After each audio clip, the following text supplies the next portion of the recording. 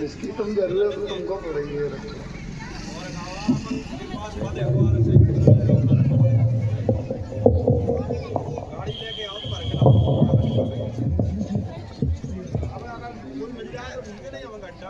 भारत माता की, भारत माता की।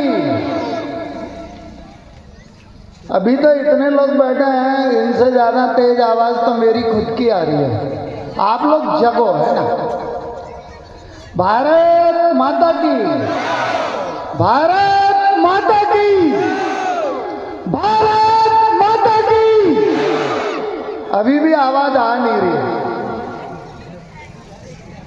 भारत माता की। अकाझिरी के इस सकल सनातनी हिंदू समाज के हिंदू सम्मेलन में एकत्रित समस्त माता बहनें, समस्त बुजुर्ग जन, मंच पर विराजमान संत समाज, सबके चरणों में मेरा वंदन। बड़ी खुशी की बात है कि यहाँ जो भी विचार व्यक्त किए जा रहे हैं उसको सुनने के लिए चारों पीढ़ियां यहाँ बैठी हैं। बुजुर्ग भी हैं, युवा तरुण भी हैं, बाल भी हैं और शिशु भी हैं। एक लंबे समय में से समाज में एक परंपरा बनी हुई है कि इस तरह के जितने भी आयोजन होते हैं, हम उनमें जो भी चीजें सुनते हैं, जब तक हम उस परिसर में रहते हैं हमारे दिमाग में रहते हैं, और परिसर के बाहर जाते से एक आध दो दिन और भी दिमाग में रहते हैं। कालांतर में हम उन चीजों को विस्मृत कर देते हैं, फिर अपने दैनिक ढर्रे पे आ जाते हैं। होता क्या है कि हम जो भी सुनते हैं उस सुने हुए को हृदय में नहीं उतारते। वो अच्छा हो या बुरा हम बस सुनते भर हैं और उसको कपड़ों पे चिपका के ले जाते हैं। अब कपड़े पे चिपकी हुई चीज है, जब तक कपड़ा धुलेगा नहीं जब तक तो आपको याद रहेगी। और कपड़ा धुला फिर कहाँ गई, धुल के कहाँ चली जाती है, पानी में बह जाती है। तो आप सबसे करबद्ध निवेदन है कि आप यहाँ से जो भी सुने उसमें से जो भी संभव है उसको करने का प्रयास जरूर करें। उसको कपड़ों पे चिपका के न ले जाएं, अपने दिल और दिमाग में बिठा के ले जाएं। एक गीत है कि हिंदू जगे तो विश्व जगेगा, मानव का विश्वास जगेगा, भेद भावना तमस हटेगा, समरसता अमृत बरसेगा, हिंदू जगेगा। तो हिंदू सोते ही रहते क्या? ऐसा कैसा हिंदू है जो हमेशा सोते ही रहता है, उसको जगाने की जरूरत पड़ती है। तो हिंदू सोने और जगने का जो अंतर है, आप जग रहे हो, बस केवल एक प्रक्रिया आपने अपना रखी है। आप दिन भर उसमें फंसे रहते हो और उस प्रक्रिया को पूरा करके रात में सो जाते हो, सुबह फिर उठते हो, फिर वही काम करते हो। आप एक व्यक्ति के नाते काम कर रहे हो, आप एक हिंदू के नाते काम नहीं कर रहे हो। तो हिंदू जगेगा तो कब जगेगा? उसकी सक्रियता दिखना चाहिए, उसकी तीव्रता दिखना चाहिए, उसके काम करने का ढंग सकल समाज को दिखना चाहिए कि हाँ भाई जगा हुआ समाज है और वो जग रहा है। जैसे अभी महाराज जी कह रहे थे कि गाय का उदाहरण देके जो वो बता रहे थे, यहाँ इतनी माताएं बहनें बैठी हैं, ऐसी कोई भी एक माता बहन हाथ खड़ा करो जिसके घर में रोटी सिकते से गाय की रोटी नहीं निकलती है। कोई ऐसा कोई भी घर है कि जिसमें पहली रोटी गाय की ना बनती हो? फिर उस रोटी का करते क्या हो? खुद खाते हो क्या? जब वो रोटी गाय की है तो गाय ढूंढने क्यों पड़ रही है? आपको विचार करना चाहिए। आपके यहाँ मालूम पड़ा 10 दिन में 10 रोटी इकट्ठी हो गई, फिर आप गाय ढूंढने जा रहे हो। अरे जिस आप रोज ताजी रोटी खा रहे हो तो गाय को भी ताजी रोटी खिलाओ। ये जगना है। आप सो नहीं रहे हो, आप चीजों को विस्मृत कर रहे हो। आपके यहाँ जो निरंतर हो रहा है, मैं आपको एक फिल्म दिखाता हूँ। आप सोचोगे अब यहाँ कौन सा पर्दा है, कौन सी फिल्म दिखेगी। आप क्या कर रहे हो वो मैं आपको दिखाता हूँ। क्या है, एक फिल्म चल रही है, मूक फिल्म है, उसमें कोई डायलॉग नहीं है। उस फिल्म का पहला दृश्य है, उस दृश्य में एक महिला, एक पुरुष, दो लोग एक अस्पताल के सामने खड़े हैं। अस्पताल पर बोर्ड लगा है सामुदायिक स्वास्थ्य केंद्र, और वो दोनों बाहर खड़े हैं। अंदर से नर्स निकल के आती है और उसके हाथ में एक तख्ती है, उस पे लिखा है लड़का हुआ, और एक छोटा सा बालक उन दोनों को देके चली जाती है। एक दृश्य खत्म हो जाता है। दूसरा दृश्य है कि वो दोनों लोग जो अस्पताल के सामने खड़े थे, एक घर के आंगन बैठे हैं और घर के आंगन में एक छोटा सा बच्चा खेल रहा है। दूसरा दृश्य खत्म हो जाता है। तीसरा दृश्य है कि वो दोनों लोग अपने साथ में एक बच्चे को लिए हैं, बच्चे के कंधे पे एक बैग टंगा है और वो जा रहे हैं। सामने एक स्कूल है, स्कूल में जाके वो बच्चे को छोड़ते हैं। वहां से एक तख्ती लिखी आती है, उस पर लिखा है कि एडमिशन हो गया। अगला दृश्य है कि वो लोग अपने आंगन में खड़े हैं। एक नवयुवक लड़का है जिसकी नई नई मूछें निकल रही हैं और वो एक फाइल टांग के और घर के बाहर निकल रहा है।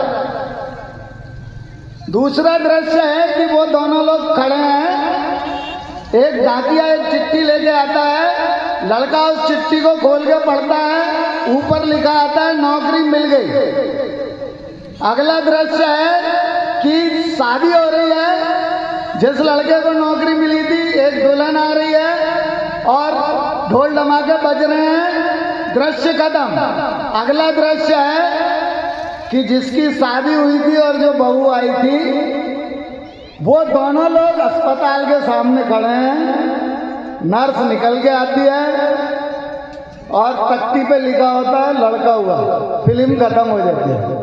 आप ये फिल्म चला रहे हो, आप बच्चा पैदा कर रहे हो, उसकी नौकरी के लिए प्रयास कर रहे हो, उसको नौकरी मिल रही है, फिर वो यही कोशिश कर रहा है। वो बच्चा पैदा कर रहा है, उसकी नौकरी का प्रयास कर रहा है।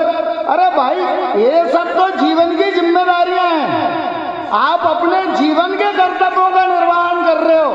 आपने कभी विचार किया कि आप जिस गांव में रहते हो उस गांव के प्रति आपकी क्या जिम्मेदारी है? वो गांव जिस शहर में जिस कस्बे का हिस्सा है, उस कस्बे के प्रति आपकी क्या जिम्मेदारी है? आप कभी विचार नहीं करते। आप एक फिल्म में जी रहे हो। वो फिल्म कैसी है? मूक फिल्म है। उसके अलावा आप अपनी जिम्मेदारियों का एहसास नहीं कर रहे हो। इसलिए ये कहा जा रहा है कि हिंदू सो रहा है। हिंदू को जगने की जरूरत है। तो जगेगा कैसे? जिसकी आंखें खुली है वो जगेगा कैसे? तो जगेगा तो उसको सक्रिय होना पड़ेगा। सक्रिय कोई चीज कैसे होती है? किसी चीज को सक्रिय करने के लिए उसमें ऊर्जा की जरूरत होती है। एनर्जी से ही तो सब कुछ चलता है। बिना एनर्जी के कुछ चलता है क्या? तो ऊर्जा कहां से आएगी? ऊर्जा आएगी तो हमको ये सोचना पड़ेगा कि हम जो अभी है यही पे जाना। लोग कह रहे हैं सनातन सनातन सनातन। सनातन मतलब चिरकाल से। तो हम चिरकाल से ऐसे ही हैं क्या?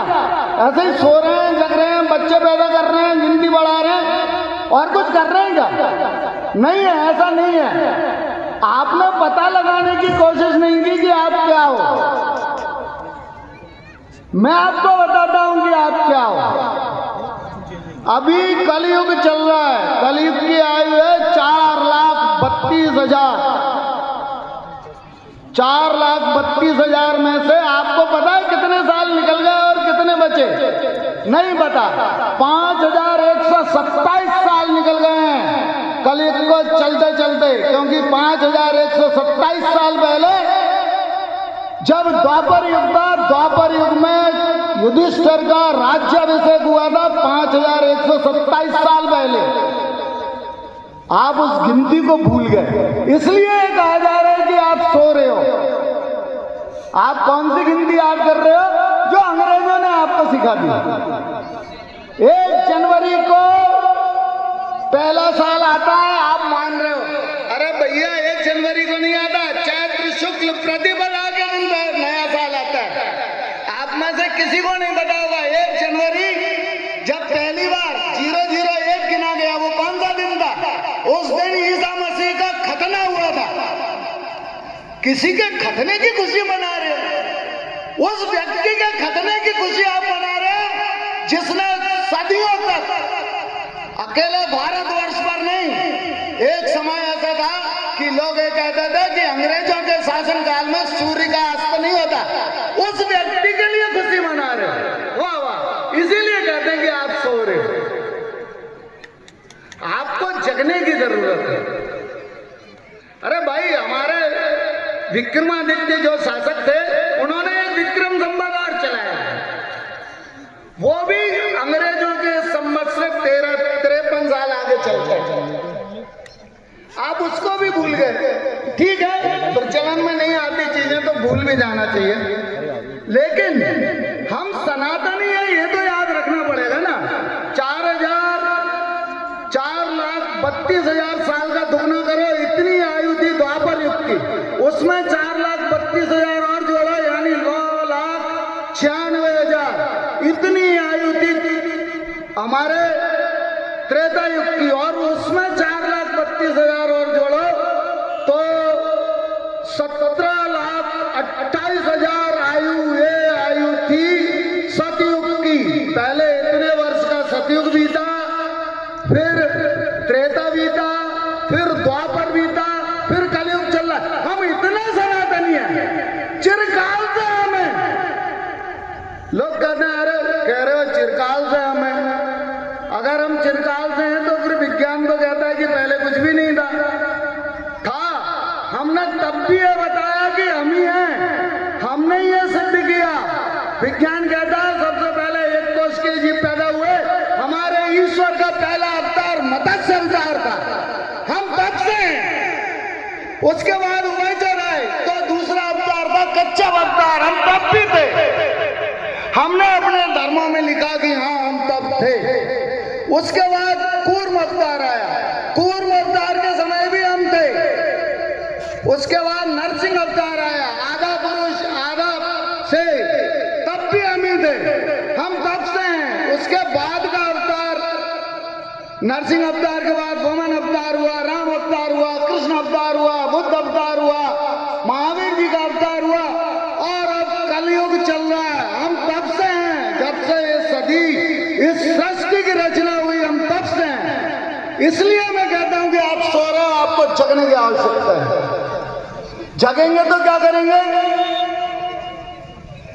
ऊर्जा का संचय करेंगे। कैसी ऊर्जा चाहिए, कैसी शक्ति चाहिए? शक्ति चाहिए, विचारशील शक्ति चाहिए।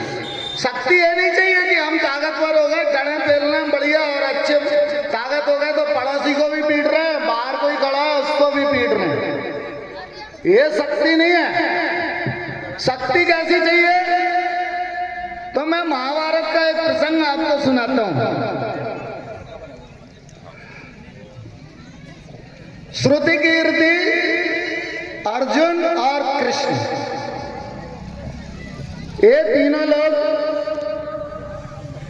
एक बार जब महाभारत का युद्ध खत्म हो गया, महाभारत के युद्ध के बाद इन्होंने विचार किया कि यार मानसिक शांति के लिए क्या करें, तो बोले शिकार के लिए चलते हैं। शिकार के लिए गए तो जंगल में रात हो गई। अब इतनी रात में वापस आना तो संभव नहीं था, तो जंगल में विश्राम करता है, ऐसा सोचा।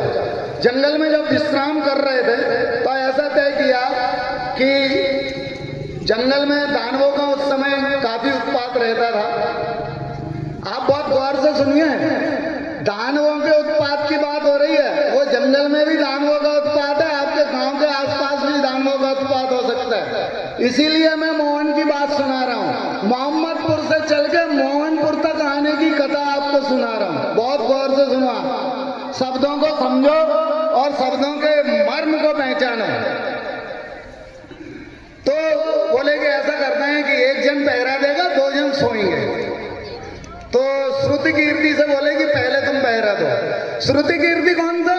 श्रुति कीर्ति द्रौपदी और अर्जुन का पुत्र था। वो तो पहरा दे रहा था, तब तक उसको कहीं से एक आवाज आई, बोले मैं तुम्हें मार के खा जाऊंगा। अरे श्रुति कीर्ति ने कही यार मैं इतना बलशाली, मेरे को कौन मार के खाएगा। उन्होंने इधर उधर देखा तो कुछ नहीं दिखा। तो उन्होंने फिर से आवाज आई तो उन्होंने देखा कि एक छोटे से पत्ते पे एक इतना सा दानव चिपका हुआ है। वो कह रहा है कि मैं तुझे मार के खा जाऊंगा।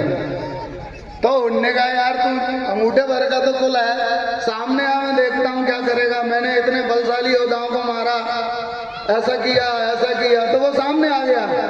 श्रुति कीर्ति ने उस पर वार करने की कोशिश करी। जैसे ही श्रुति कीर्ति ने वार करा तो वो अंगूठे से बढ़ के दुगना हो गया।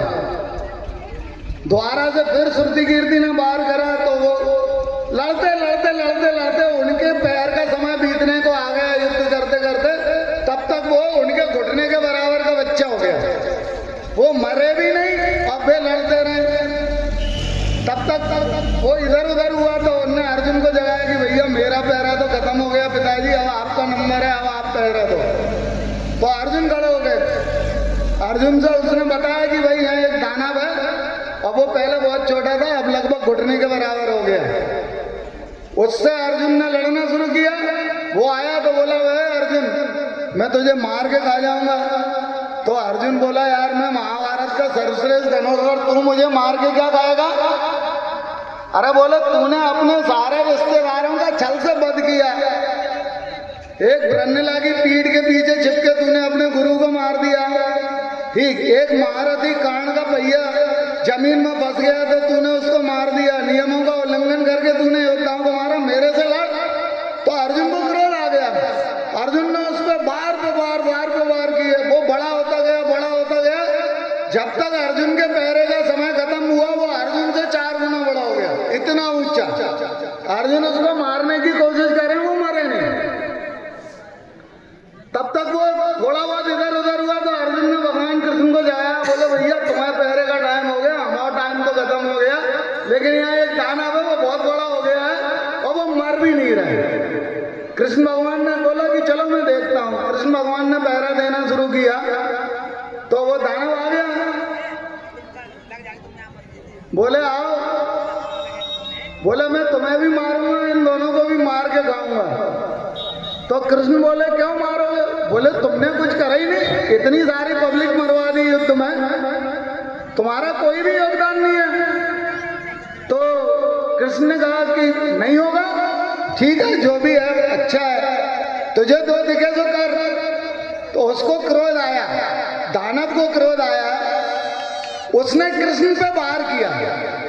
कृष्ण पे वार किया तो कृष्ण जी ने देखा कि जैसे ही इसने कृष्ण बचे और उन्होंने देखा कि ये वार किया तो इसका आकार कुछ कम हो गया।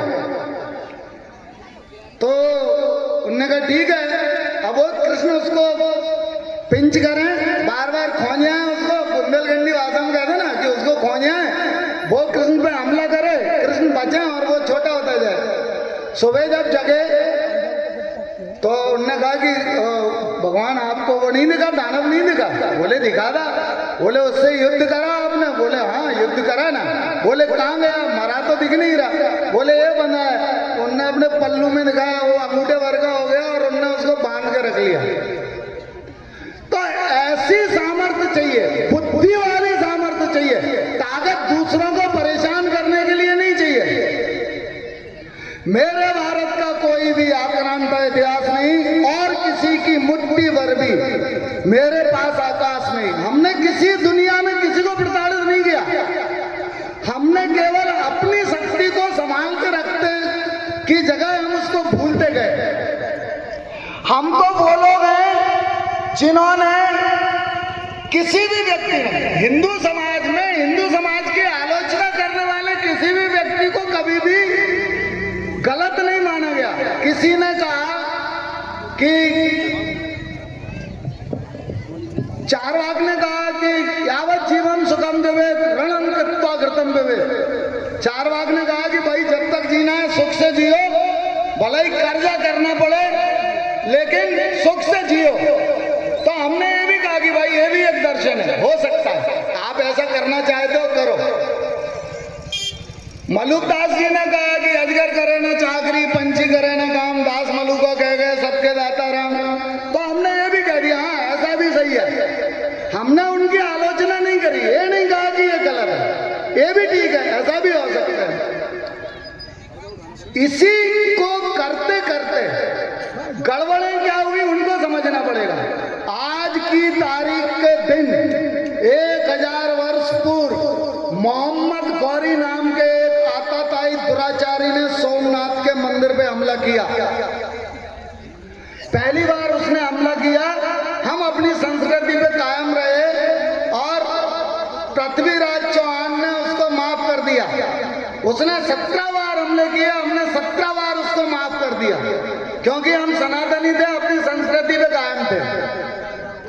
और जाके फिर 17वीं बार उसने जीता और हम सबको पता है कि मोहम्मद गौरी के संग उसने क्या किया। इन सबको विस्तार से समझने की आवश्यकता नहीं है। समझने की आवश्यकता ये है कि इस तरह के आताताई और दुराचारियों को माफ करने की जरूरत है कि नहीं है। हमको आधी चीजें पढ़ाई जाती है, आधी छुपा ली जाती है। हमको गांधी जी पढ़ाए गए, गांधी के साथ ये पढ़ाया गया कि अहिंसा परमो धर्मा, ये आधी सूक्ति पढ़ा दी गई। पूरी सूक्ति ये है कि अहिंसा परमो धर्मा, धर्म हिंसा तदेव च। अहिंसा परम धर्म तो है, लेकिन अगर आवश्यकता पड़े तो हिंसा भी धर्म ही है। और ऐसी हिंसा में कोई पाप नहीं लगता, ये हमको समझना पड़ेगा।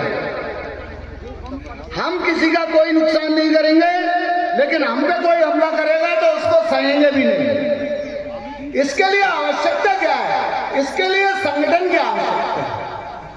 आप संगठित रहेंगे, सकल हिंदू समाज संगठित। विघटन के कारण क्या हो सकते हैं?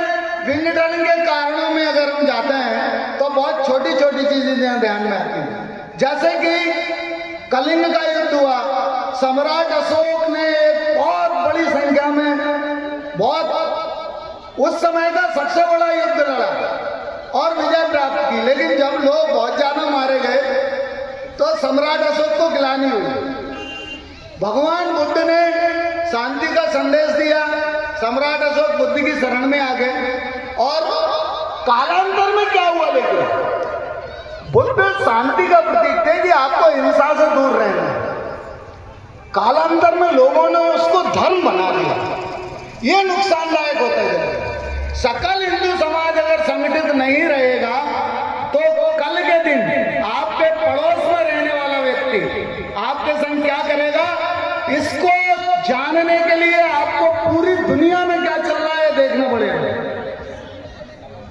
हम अफगानिस्तान में थे, वहां आतताइयों अत्याचारियों की संख्या बढ़ी, उनने खदेड़ के भगा दिया। हम पाकिस्तान में थे, पाकिस्तान में हिंदुओं पे अत्याचार होकर उनने वहां से भगा दिया। हम बांग्लादेश में थे, वहां से हिंदुओं को खदेड़ के भगा दिया। कश्मीर में हम बराबरी के थे, जैसे ही उनकी गिनती बढ़ी उनने हमको खदेड़ के भगा दिया। अभी पश्चिम बंगाल में भी यही स्थिति है, अभी केरल में भी यही स्थिति है। हमको क्या करना है ये समझने की चीज है। हमको ये करना है कि हमारे राजनीतिक स्वार्थ, हमारे राजनीतिक विचारधारा अलग हो सकती है। कोई किसी दल का समर्थक हो सकता है, कोई किसी दल का समर्थक हो सकता है, कोई किसी व्यक्ति का समर्थक हो सकता है, कोई किसी व्यक्ति का समर्थक हो सकता है। लेकिन हिंदू होने के नाते, देश के नाते हमारी क्या जिम्मेदारी है? वो तो हम सबका ही है ना। देश नहीं बचेगा तो हमारा घर बचेगा क्या? देश नहीं बचेगा तो हमारा परिवार बचेगा क्या? देश नहीं बचेगा तो राजनीतिक दल बचेंगे क्या? आपके पड़ोस में अगर एक गांव में आबादी इतनी तेजी से बढ़ रही है कि वे उस गांव का नामांकन अपने धर्म के नाम पे कर पाते हैं, तो इससे ज्यादा शर्म का कोई विषय हमारे लिए नहीं हो सकता। हम एक दिन 4 ट्रैक्टर भर के ले जाके और कलेक्टर के पास प्रदर्शन कि साहब ये नाम हमने नहीं रखा, इसको अपने रिकॉर्ड से हटाओ, ये मोहम्मदपुर नहीं है, मोहनपुर है। कितने लोग इस काम को करने के लिए हाथ उठाते हैं? हाथ खड़े करो। कब जाएंगे इसके लिए? हाथ खड़े करो। ये जरूरी है, ये करना जरूरी है। ये जो बिस्बेल है, आप इसको अगर पनपते दोगे तो ये बिस्बेल आपको निकल जाएगी। इसके लिए सतर्क रहने की आवश्यकता है। सतर्क रहेंगे तो क्या साल में एक बार हिंदू सम्मेलन करके सतर्क रहेंगे ना? नहीं रहेंगे। हमने ये योजना करना पड़ेगी कि हम महीने में कम से कम 2 बार, वैसे तो हर सप्ताह में गांव के 10-20 लोग इकट्ठे होकर एक मंदिर पे आरती करेंगे, विचार करेंगे कि हमारे आसपास चल क्या रहा है, वो हमारे देश समाज के लिए अनुकूल है कि नहीं है। हमारे देश समाज के अगर प्रतिकूल है तो हम उसका विरोध कैसे कर सकते हैं, इसकी योजना तैयार करेंगे। हर 15 दिन में एक बार मिलने का संकल्प अगर करेंगे तब पता चलेगा कि हाँ हिंदू समाज जग रहा है। बाद बाकी का तो तुलसीदास जी लिख गए रामायण में कि समर्थ को नहीं दोष गुसाई, जो समर्थ हो जाएगा वो जो करेगा वो आपको झेलना पड़ेगा। देखो, आप चीज को बहुत बारीकी से समझो। आपको राम रावण युद्ध की कथा सबने सुनी होगी, रामायण भी सब पढ़ते हैं। रावण मर गया, राम जी। आपको ये पता है कि तुलसीदास जी ने लिखा कि रावण रथी विरथ रघुवीर। रावण के पास रथ था, रघुवीर जी के पास रथ नहीं था। फिर अच्छा, राम रावण युद्ध हो रहा था तो देवता केवल तालियां बजाते थे, ऊपर से देख रहे थे। वो राम की मदद करने आए क्या? नहीं आए। कब तक नहीं आए? जब तक कुंभकर्ण और मेघनाथ का वध नहीं हो गया। मेघनाथ का नाम था इंद्रजीत, उसने इंद्र को जीता हुआ था। जैसे ही मेघनाथ मरा तो इंद्र हाल आ गए, भगवान रथ ले लो, मेरे रथ से लड़ो। तो जब भगवान समर्थ हो गए, जब इंद्र ने देख लिया कि जिसने मुझे हरा दिया था वही मर गया, तो आप रामचंद्र जी जीत सकते हैं, इनकी मदद करो। ठीक है, पुराणों में भी लिखा है कि न देवा दंड मादाय रक्षन्ति पशुपालवत् यंतु रक्षति विच्छन्तु बुद्धिया दंड वजन्ति तम। देवता चरवाहों के समान लाठी लेकर रक्षा नहीं करते, जिनकी रक्षा करना चाहते हैं उन्हें उचित बुद्धि प्रदान करते हैं। आप अपनी बुद्धि को जगाओ, ये हिंदू का जगना है। आपकी बुद्धि जगेगी, आप सही गलत का ठीक निर्णय कर पाओगे। इस समय समाज में विघटनकारी शक्तियां धन बल के आधार पे बहुत अधिक मात्रा में शक्तियां हैं। लोग आपको जाति के नाम पे दूर करने की कोशिश करेंगे क्योंकि उसमें उनका राजनीतिक स्वार्थ छिपा है। लोग आपको धर्म के नाम पे दूर करने की कोशिश करेंगे। लोग आपको आपस में लड़ाने के लिए ये कहेंगे कि इनने आपके ऊपर 100 साल 200 साल पहले अत्याचार किया हो या नहीं किया हो, ये आपको भी नहीं पता। उनने कहा, आप मान लेते हो। इन चीजों को तत्काल समझने की आवश्यकता है। गांव में कोई भी बाहर का व्यक्ति किसी भी प्रकार की वैमनस्यता फैलाने आता है, आप 15 दिन में एक बार मिलते हो, बैठ के विचार करो भैया ये ऐसा कह रहा था, क्या है, तो आपको ध्यान में आएगा कि हमको दूर करने की कोशिश कर रहा है। भाई, समाज का संगठन समाज के लिए है। समाज की परेशानियों के लिए अगर समाज खड़ा नहीं होता तो समाज को बलि का बकरा बनना पड़ता है। कैसा बलि का बकरा? वो 2 राज्यों में युद्ध हुआ, तो उस समय युद्ध शुरू होने से पहले बलि देने की परंपरा थी। तो लोगों ने कहा कि चलो एक काम करते हैं, घोड़े की बलि देते हैं। बोले ना ना, घोड़े की बलि मत दो, लात मारेगा, दौड़ के भाग जाएगा, पटक देगा, चित्त हो जाओगे। तो बोले ठीक है, हाथी की देते हैं। अरे बोले हाथी तो बहुत ताकतवर है, उसको बांध के लाना कठिन है, और बिखर गया तो सबको पैरों के नीचे कुचल लेगा, उसकी भी नहीं देना। तो बोले किसकी देना? शेर को पकड़ लिया, शेर की बलि दे। अरे बोले शेर को तो पकड़नी कठिन काम है, सबको खा जाएगा, उसकी बलि क्यों देना? तो बोले किसकी दो? गधे की। बोले बकरी के बच्चे की दो। क्यों दो? वो मैं करते हैं। आप गांठ बांध लो यहाँ, अगर आप मैं करोगे तो आपकी बलि लगना तय है। हम पे आओ, मैं से काम नहीं चलेगा। आप जितना मैं करोगे उतना आप बलि की तरफ बढ़ोगे। एक गांठ बांध के रख लो। आप हम पे आओ, संकल्प करो कि हम इकट्ठे होंगे। क्या करेंगे क्या नहीं करेंगे, हम अपने इष्ट के प्रति श्रद्धा रख सकते हैं, कोई दिक्कत नहीं। हम किसी और भगवान की पूजा कर सकते हैं, ये किसी और भगवान की पूजा कर सकते हैं, वो किसी और भगवान की पूजा कर सकते हैं। वो अलग चीज है कि सारे भगवान एक ही हैं। यम वेद का मंत्र शब्द पुराण इंद्र में मातृश्व नमो। सब वेद में जिसको मंत्र कहते हैं, हवा इंद्र जिसको हवा कहते हैं, ठीक शिव की पूजा करने वाले शैव जिसको शिव कहते हैं, वैष्णव जिसको विष्णु कहते हैं, बौद्ध धर्म के अनुयायी जिसको बुद्ध कहते हैं, जैन धर्म के अनुयायी जिसको अरिहंत कहते हैं, सिख धर्म के अनुयायी जिसको सत श्री अकाल कहते हैं, वो सब एक ही है, अलग अलग नहीं है। तो सबको अपने अपने हिसाब से पूजने दो, हमको क्या बुराई है। वो उसकी पूजा कर रहा है, उसकी करो। लेकिन गांव की बात आएगी, कस्बे की बात आएगी, किसी भी प्रकार की विध्वंसकारी शक्ति हमको सक्रिय दिखेगी तो हमको इकट्ठा खड़े रहना है। अगर आप इसमें चूक जाओगे तो आपको बलि का बकरा बनना पड़ेगा। क्या करना, शक्ति संचित करना, ऐसी शक्ति संचित करना जिस शक्ति के साथ में दिमाग भी हो। माता बहनों को क्या करना, माता बहनों को जागरूक रहना, सच सही और गलत